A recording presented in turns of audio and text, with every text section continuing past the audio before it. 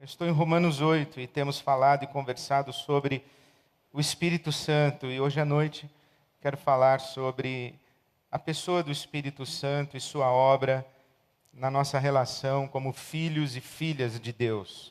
Deus, o nosso Pai, e o Espírito Santo como aquele que nos traz para a família de Deus. E a partir de quem nós invocamos Deus como nosso Pai. Além de tudo quanto já ouvimos, pensamos, sentimos, recebemos de Deus hoje à noite, que Deus nos dê a sua palavra, o entendimento da sua palavra, em nome de Jesus. Amém. Já foi num casamento que tem aquela cascata de taças? Tem uma taça assim, aí o sujeito derrama espumante ou champanhe ou alguma coisa na primeira taça, aí enche, aí transborda, cai para as outras, aí transborda, cai para as outras, vai caindo assim. Então, a Bíblia é um livro mais ou menos assim. A Bíblia é uma cascata de taças. Aquilo que é dito transborda e diz mais, e transborda e diz mais, e transborda e diz mais. E sempre que você pega alguma coisa boa de uma camada de taças, essa coisa boa de uma camada de taças veio de uma outra camada e vai gerar uma outra camada, e parece que a Bíblia Sagrada é essa fonte inesgotável de revelação de Deus. A carta aos Romanos é um exemplo disso, quando o apóstolo Paulo ele diz uma coisa que tira seu fôlego, aí ele diz outra, e uma coisa leva a outra, e é uma sequência de um encadeamento de revelação da parte de Deus para nós, como, por exemplo, ao ler a Bíblia, preste atenção, eu leio na NVI, a Nova Versão Internacional, não sei qual você tem aí, mas na minha tradução, no capítulo 8, versículo 1, diz, portanto quer dizer, a partir de tudo que eu disse antes, né? Então, portanto. Depois, no versículo 9, ele diz, entretanto. Depois, no versículo 12, ele diz, portanto. No versículo 13, ele diz, pois. No versículo 15, ele diz, pois. E assim, ele vai levando de um pensamento a outro, de uma revelação a outra. E aqui, especialmente, nos versículos do capítulo 8, de 12 a 17... ele faz um recorte muito interessante sobre essa nossa relação como filhos e filhas de Deus. Ele diz aí, Romanos 8, 12, estamos em dívida, não para com a carne, para vivermos sujeitos a ela. Pois se vocês viverem de acordo com a carne, morrerão. Mas se pelo Espírito fizerem morrer os atos do corpo, viverão. Porque todos os que são guiados pelo Espírito de Deus são filhos de Deus. Pois vocês não receberam um espírito que os escravize para novamente temerem, mas receberam um espírito que os adota como filhos, por meio do qual clamamos, Abba, Pai. O próprio Espírito testemunha ao nosso espírito que somos filhos de Deus. E se somos filhos, então somos herdeiros, herdeiros de Deus e co-herdeiros com Cristo, se de fato participamos dos seus sofrimentos, para que também participemos da sua glória. O apóstolo Paulo está falando aqui desta relação de sermos adotados, o Espírito Santo de Deus que nos adota. E a partir dessa adoção e desse Espírito Santo, nós invocamos a Deus como nosso Pai. E essa invocação a Deus como nosso Pai é a nossa identidade mais essencial. Nós não somos apenas seres humanos, animais racionais. Nós somos filhos amados de Deus. Se alguém perguntar para mim, quem é você? A apresentação que eu posso fazer de mim mesmo, mais essencial, mais legítima, verdadeira, mais pura, é Ed René Kivitz, um amado filho de Deus, muito prazer. Quem é você? Eu sou um filho de Deus. É isso que me define como pessoa. É isso que me define como ser humano. Eu não sou apenas um ser humano. Eu sou um ser humano cuja identidade é, essencialmente, um filho de Deus e um filho amado de Deus. Por isso é que Jesus nos ensinou assim, a invocar a Deus como nosso Pai. E diz ele, o apóstolo Paulo, por exemplo, que toda a família na terra recebe o nome de um Pai comum, o nosso Pai Celestial. Capítulo 3, versículo 14 de Efésios, ele diz: "E por esta causa eu me ponho de joelhos, diante do Pai, de quem toda a família nos céus e na terra recebe o nome." Então a nossa identidade mais essencial é essa identidade de filhos de Deus e filhas de Deus. Mas somos filhos e filhas de Deus porque fomos adotados por Deus como filhos e filhas.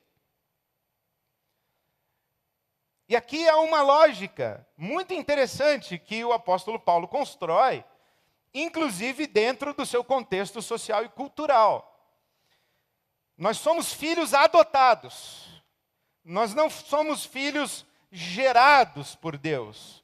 Nós somos filhos adotados por Deus. Por isso é que a Bíblia diz assim que Deus amou o mundo de tal maneira que deu o seu Filho unigênito,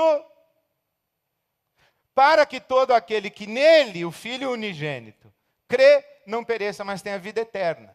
Unigênito quer dizer o único gerado. Jesus é o único filho gerado. Nós somos filhos adotados. Por quê? Porque aquilo que eu gero é da minha natureza. Aquilo que eu crio é de outra natureza diferente da minha. Aquilo que Deus gera é de sua natureza. O que Deus cria é de natureza diferente. Por isso que Jesus é gerado, não é criado, é gerado. E compartilha a natureza de Deus. Então eu e Silvia geramos Fernanda e Vitor. Nossos filhos, nós geramos filhos. Mas eu crio. Eu pinto um quadro, eu construo um carro, eu construo uma ponte, mas eu não gero pontes, eu não gero carros, eu não gero quadros. Por isso é que Jesus é o único gerado. E nós somos filhos adotados. Então você me diria assim, então pastor, mas quando nós nascemos do Espírito, que é o que eu disse domingos atrás, o novo nascimento. Quem nasce da carne é carne, quem nasce do Espírito é Espírito. Quando nós nascemos do Espírito, nós não nascemos de novo e nós não somos gerados por Deus pelo seu Espírito? Sim e não. Então é que a palavra de Deus nos garante e nos faz a promessa de que um dia nós participaremos da natureza divina. Ainda não participamos. Somente Jesus participa da natureza divina. Nós um dia participaremos. Segunda carta de Pedro, capítulo 1, versículo 4. E essa é a grande esperança para a nossa salvação. Nós sermos transformados e participarmos da natureza divina. A salvação não é simplesmente ir para o céu. Porque convenhamos, se você for para o céu do jeito que você é, do jeito que você está, você não vai gostar do céu. Você tem apetites que não há possibilidade de serem satisfeitos lá no céu. Você tem hábitos, você tem vícios. Você tem neuras e traumas, você tem carências, você tem taras, você tem as suas entranhas, você tem os seus apetites, coisas que, graças a Deus, ninguém conhece. Estão no armário, E você se envergonharia muito que essas coisas viessem a público. Porque nós, seres humanos, nós somos esse complexo de corpo, espírito. E não há nada da experiência humana que seja apenas espiritual. Assim como não há nada da experiência humana que seja apenas físico. Tudo que nós fazemos é experienciado nessa unidade do imaterial e do material. Por exemplo, quando você come um morango com leite condensado assim em cima. Por exemplo, agora algumas pessoas salivaram. Isso é uma experiência física, química, não é? Comer um morango assim. Uma experiência do corpo. Física, química. Mas, por exemplo, o medo é uma experiência física? Ou é da alma?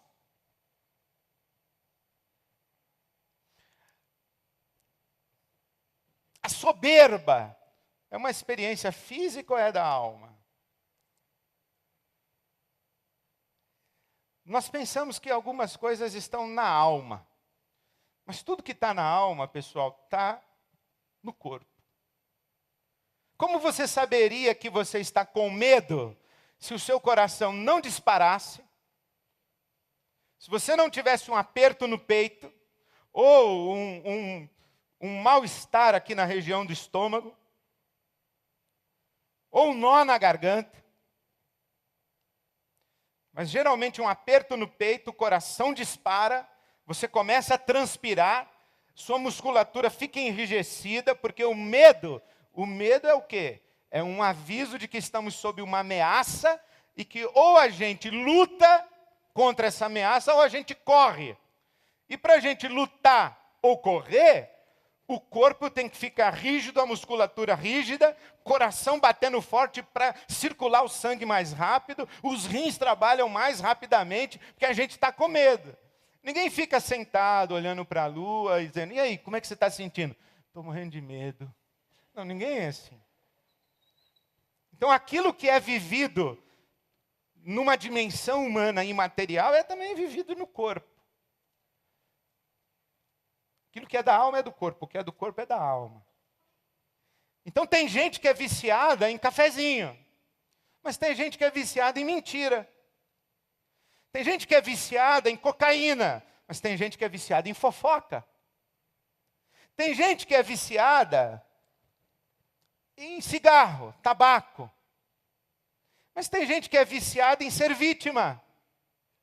E você que é viciado em cafezinho? E você que é viciado em coitadismo? Você é viciada em ser coitada. Você é a vítima de tudo. Você gosta dessa sensação. Talvez na sua cabeça você se rebele contra ela, mas ela te dá um estado de ser no qual você se acostumou e se tornou sua zona de conforto. Então não adianta a gente ir para o céu desse jeito. Isso vai ser uma hiena no céu.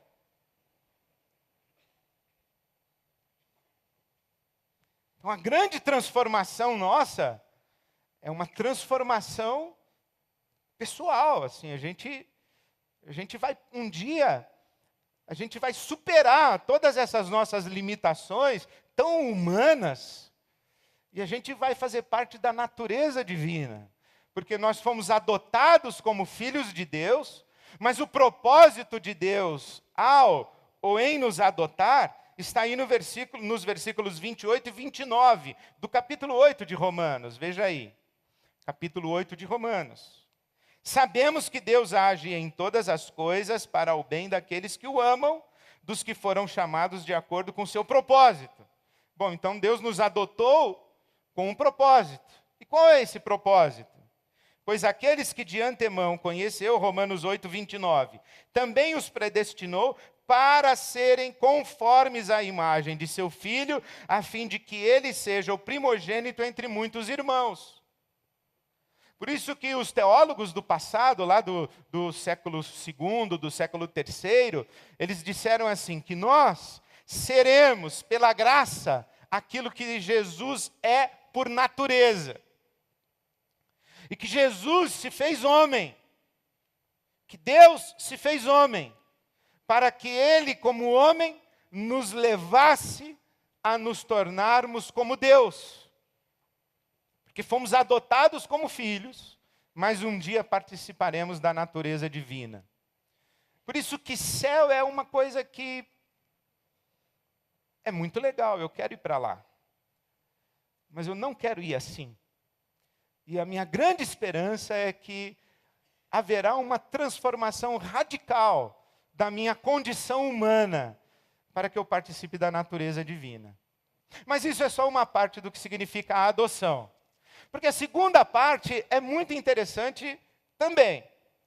Nós compreendemos a adoção hoje como o ato de tornar alguém de uma família em alguém de outra família. Esta criança foi gerada por estes dois pais. Então eu pego esta criança e ela se torna filha ou filho do coração, e eu levo para a minha família e adoto e digo, é meu filho, é minha filha, é da minha família. Isso é que nós entendemos como adoção. Mas no tempo do apóstolo Paulo, a cultura grega e romana, era costume que os pais adotassem os seus próprios filhos. E a linguagem, inclusive, indicava isso muito claramente. Veja que interessante que há duas palavras que o apóstolo Paulo usa para filho e filha. Aqui no texto que nós lemos, de 12 a 17, a palavra filho aparece 3 vezes. No 14, no 16 e no 17. Só que, quando diz assim que ele nos adota como filhos de Deus, a primeira palavra é criança. Teknon, que o Paulo usa. É como se eu dissesse assim, eu estou com um bebê no colo, e alguém pergunta, é seu filho, pastor? E eu digo, não, é minha criança. Não sei ainda se vai ser meu filho. Não sei se eu vou adotar essa criança. É uma criança. Eu que gerei. Mas é a minha criança. É meu teknon. Minha teknon. Minha criança. E à medida que essa criança vai crescendo, vai se desenvolvendo, vai amadurecendo, vai se tornando adulta, vai adquirindo semelhança com o pai, então o pai olha e diz, esse é meu filho. Até um determinado momento era minha criança. Mas à medida que vai se formando como homem, eu vou observando e vou dizendo, esse é meu filho. Aí eu adoto como filho. O que o Paulo está dizendo é que o Espírito Santo nos adotou a todos como crianças de Deus. Deus nos pega no colo e diz assim, olhem as minhas crianças. São seus filhos? São filhos teknon. O que quer dizer isso? Filhos são meus, mas são minhas crianças. Mas Deus não está satisfeito em ter apenas filhos teknon. Filhos que são suas crianças. Deus quer ter filhos amadurecidos, crescidos, plenamente desenvolvidos, à sua imagem e semelhança, de tal maneira que Deus, olhando para eles, se veja neles e tenha orgulho deles, dizendo, esse é o meu filho. E é isso que Deus fala a respeito de Jesus no batismo. Quando Jesus é batizado por João Batista, esse é o meu filho amado em quem eu tenho prazer. Digamos assim que, depois vão dizer que eu sou herege e tudo mais, depois que inventaram o YouTube que recorta e põe só um trecho aí, mas você está entendendo o que eu estou falando? Quando Maria tem nas mãos o pequenino Jesus, ela tem nas mãos uma criança e no colo uma criança. Mas quando Jesus está sendo batizado por João Batista, não é mais uma criança. E do céu se pronuncia: esse é o meu filho amado em quem eu tenho prazer. Eu olho para ele e eu me vejo nele. Nele habita a plenitude da minha imagem. Olhem para ele, vocês me verão nele. Tanto é que Jesus responde assim a Filipe. Quando Filipe diz: mostra-nos o Pai, o que é que Jesus responde? Quem me viu a mim, viu o Pai. Porque eu não sou uma criança. É daí, talvez, que nós tiramos aquela expressão: tal pai, tal filho. Filho de peixe, peixinho é. Mas também nós tiramos a expressão que diz assim: nem parece ser filho de quem é. Porque está tão descaracterizado que não parece ser filho do pai que tem. Ou então, quando alguém vem e diz assim: você é crente? Sou. Você é crente? Eu, por exemplo, quando eu era adolescente, minha igreja tinha lá um programa que a gente tinha aqui nas casas dos outros, bater e entregar folheto. E a gente saía em dupla. E o pastor sempre me escolhia para sair com ele. Eu falava: quanto mais eu fujo de assombração, mais assombração aparece. E eu tinha pânico de bater numa porta e abrir um amigo meu da escola e eu falar: um folheto. E o meu amigo olhar para mim e falar: tu tá me tirando, meu. Tu é crente? E o pastor do lado? Aí se eu tivesse já estudado a Bíblia, eu ia falar assim: pera aí, base bíblica para minha vida dupla. Base bíblica para minha carnalidade. Eu sou apenas uma criança. Ainda não tenho as características do meu Pai Celestial. Sou só uma criança, por isso que eu te dei esse cheque aí. Sou só uma criança, por isso que eu te vendi esse carro. Sou só uma criança, por isso que eu assinei esse contrato com você. Você não viu as letrinhas lá pequenininha? Eu sou só uma criança, eu ainda não sou parecido com meu pai. E aí Deus olha para mim e um anjo pergunta e fala assim: ei, Senhor, com todo respeito, o Ed, seu filho? Aí Deus fala: é minha criança. Estou esperando crescer para ver se eu vou adotar como filho. É minha criança, deixa crescer um pouco, vamos ver se eu vou dizer que é o meu filho. Porque o apóstolo Paulo diz assim no capítulo 8, versículo 14: todos os que são guiados pelo Espírito de Deus são filhos de Deus. Mas esse filhos aqui é o filho amadurecido, adulto. É o filho semelhante ao pai. Mas nem todos são guiados pelo Espírito. Veja que o apóstolo Paulo aí no versículo 12 diz: irmãos, estamos em dívida, não para com a carne, mas para vivermos conforme o Espírito. Porque se vivermos segundo a carne, morreremos, e se vivermos segundo o Espírito, viveremos.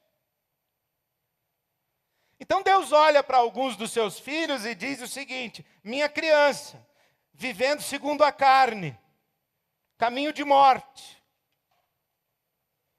E olha para alguns dos seus filhos dizendo: meus filhos, vivendo guiados pelo Espírito Santo. Poucas vezes na Bíblia isso foi tão claro quanto na parábola do filho pródigo. O menino que pede todos os recursos do pai, vai embora de casa, vive na esbórnia e volta para casa e diz: não sou digno de ser chamado teu filho. O que ele está dizendo? Pai, eu me comportei como criança. Quando eu me comportei, se o Senhor visse a maneira como eu vivi longe aqui do Senhor, o Senhor iria me olhar e o Senhor não iria se reconhecer em mim. Então eu não sou digno de ser chamado seu filho, porque eu vivi lá, desperdiçando todos os recursos e tudo que o Senhor me deu. Então eu fico a pensar se Deus... Aliás, Deus faz isso. A Bíblia Sagrada diz que os olhos de Deus passam por toda a terra, procurando aqueles cujos corações são completamente dele, para mostrar-se forte a esses.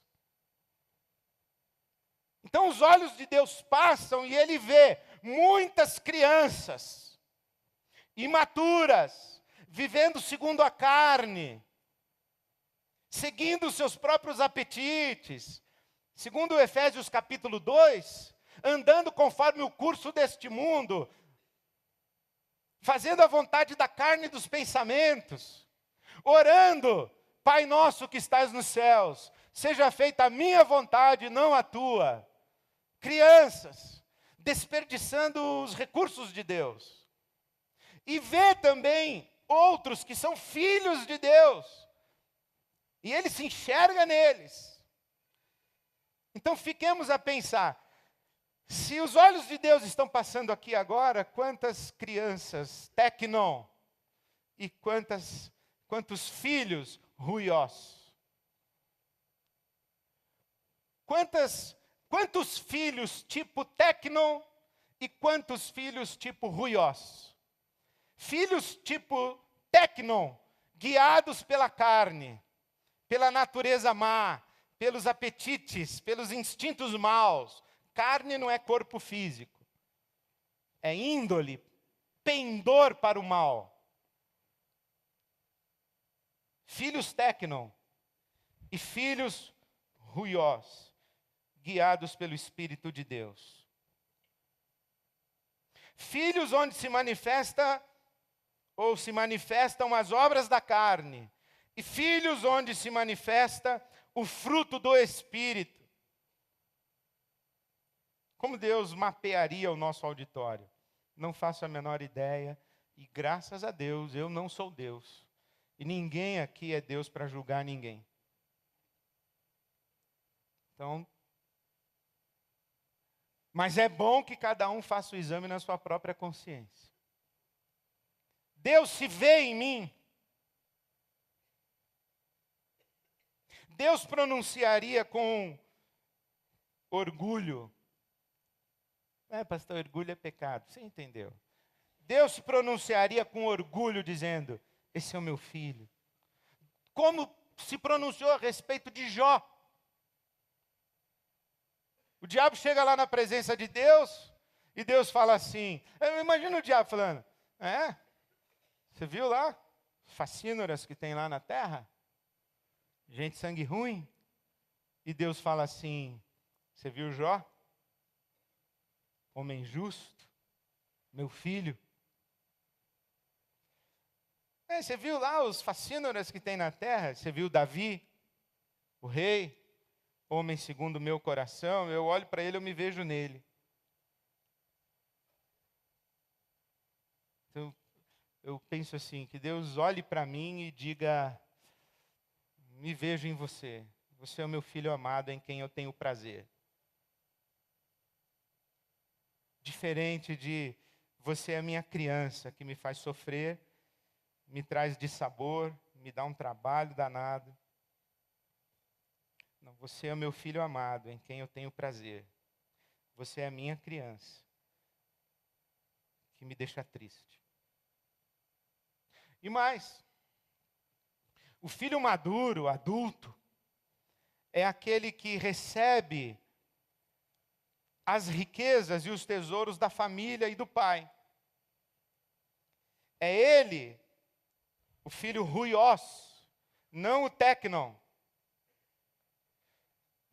a quem o pai encarrega dos seus negócios. E é claro, preocupação que temos como pais a respeito dos nossos filhos, que eles cresçam, amadureçam, se tornem homens e mulheres da grandeza, da imagem e da semelhança de Deus. Não a imagem e semelhança nossa, mas a imagem e semelhança de Deus. Para nós entregarmos a eles os nossos recursos todos, dizendo, olhe, assuma isso como se fosse seu, porque na verdade é seu. E quando nós, pais e mães, olhamos para os nossos filhos, querendo dar a eles os nossos recursos, os nossos tesouros, as nossas chaves, as nossas senhas, os nossos segredos, mas nós olhamos para eles e dizemos assim, você ainda não é um filho para quem eu posso entregar tudo isso. Você é minha criança, você não cresceu. Da mesma forma, eu penso que Deus deve olhar para nós e quantos de nós estamos perdendo dos recursos de Deus porque Deus sabe que nós não saberemos o que fazer com eles. Deus não nos dá porque Ele não confia em nós. Quer ver como isso funciona? Tiago, capítulo 4.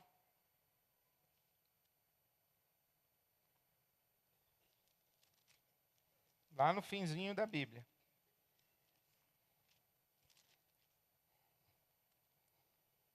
Quando você era um filho e uma filha teknon, acontecia isso aqui com você. Ó. Versículo 2 de Tiago 4. Vocês cobiçam coisas e não as têm, matam e invejam, mas não conseguem obter o que desejam. Vocês vivem a lutar e fazer guerras. Não têm porque não pedem. E quando pedem, não recebem, pois pedem por motivos errados, para gastarem seus próprios prazeres. Pai, você não me dá nada. Claro que eu não te dou nada. Você só pede coisa errada, e por motivo errado, e para fazer coisa errada com as coisas que eu tenho para te dar. Tiago capítulo 4, versículo 2. Cresça e eu te dou. Amadureça e eu te dou. Eu tenho muitas riquezas para colocar na sua mão. Eu tenho muitos tesouros para colocar na sua mão. Mas você é um sujeito mimado, egocêntrico, egoísta. Você acha que o mundo gira ao seu redor. E você quer me usar. É o contrário, filho, filha. Cresça. E aí eu te dou os meus negócios para você cuidar. E eu digo, eu tenho orgulho de dizer, esse é o meu filho, essa é minha filha. Bem-aventurado o pai que tem orgulho de dizer, esse é o meu filho, essa é minha filha. E bem-aventurado o filho, a filha que tem orgulho de dizer, esse é meu pai, essa é minha mãe. Bem-aventurado o pai que se vê nos seus filhos. Bem-aventurados os filhos que podem agradecer a Deus o que receberam dos seus pais. Hoje é dia das crianças. Das nossas crianças. Algumas das nossas crianças já cresceram.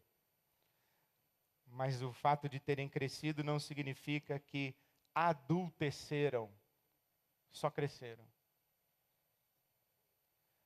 Nas bem-aventuranças, Jesus diz assim, bem-aventurados os puros de coração, porque eles serão chamados filhos de Deus. Estes se tornaram tão semelhantes a Deus, que quando as pessoas olham elas dizem assim: eu vejo Deus na sua vida. E aí você responde com muita humildade: que bom, eu fico muito feliz que você vê Deus na minha vida, porque eu sou filho dele mesmo. Eu sou filha dele. Que bom que você o vê na minha vida, eu sou filho dele. Eu sou filha dele. Que Deus olhe para nós essa noite, pronuncie a nosso respeito: você é o meu filho amado, em quem eu tenho prazer. Você é minha filha amada, em quem eu tenho prazer. Como terminamos uma noite como essa? Tenho duas coisas no meu coração. A primeira diz respeito a você e os seus filhos. E enquanto a gente vai cantar aqui de novo essa oração para Deus acender um fogo na gente e nos incendiar com o seu Espírito Santo. E você se lembra, né, que fogo é disciplina. Vem queimar aquilo que em mim não é compatível contigo. Então nós vamos pedir isso, que Deus venha acender o fogo na gente, nos purificar, nos ornamentar, nos tornar belos. Mas em primeiro lugar eu queria chamar aqui à frente, enquanto nós cantamos, se você quiser vir dizer: eu tenho os meus filhos, minhas filhas, que quando eu olho para eles, eu não vejo a imagem e a semelhança de Deus. Eu os vejo ainda crianças, mas eu não vejo a imagem e semelhança de Deus. Eles cresceram, mas não adulteceram. Eles cresceram, mas não se tornaram imagem e semelhança de Deus. Então, enquanto nós cantamos, se você quiser interceder pelos seus filhos, vem aqui na frente. Mas também, você que me ouviu, pode ter pensado assim: acho que eu estou mais para esse filho tecno, essa filha tecno, do que para um filho, uma filha, onde a imagem de Deus está refletida. Pastor, eu sou mais parecido com você quando você era adolescente tocando campainha na casa dos seus amigos. Então, sai dessa vida. Sai dessa vida. Essa vida aí conduz à morte. A vida no Espírito é que conduz à vida. Então, enquanto nós cantamos, se você quiser vir orar aqui à frente, bem-vindo, bem-vinda. Vamos ficar em pé e vamos orar juntos a Deus.